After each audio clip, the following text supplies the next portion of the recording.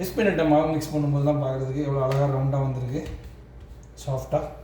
Okay, இப்போ கல் சூடாகிட்டு அப்படியே போட்டு எடுத்துக்கலாம். ஆல்ரெடி போட்டு எடுத்துட்டோம், கொஞ்சம் மிஸ் பண்ணிட்டேன் வீடியோ எடுக்கிறதுக்கு.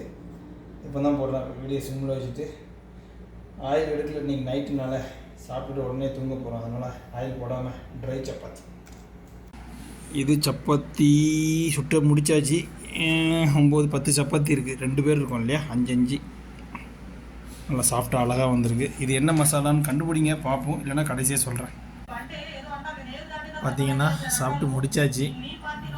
முடித்ததுக்கப்புறம் கொஞ்சம் இனிப்பு சாப்பிட்ணுன்னு பார்த்தோம், பட் வேறு ஒன்றும் இல்லை. கனிஞ்ச சப்பாத்தி பழம் தான் இருந்தது. சப்பாத்தி பழமா, பப்பாளி பழம். இதையும் அந்த மசாலா கூட சேர்த்து வச்சு சாப்பிட்லாமான்னு யோசிக்கணும். அது என்ன மசாலான்னு சொல்கிறேன்னு சொல்லியிருந்தேன்ல, 2 நாளைக்கு முன்னால் வச்ச ப்ரான் இறால் மசாலா.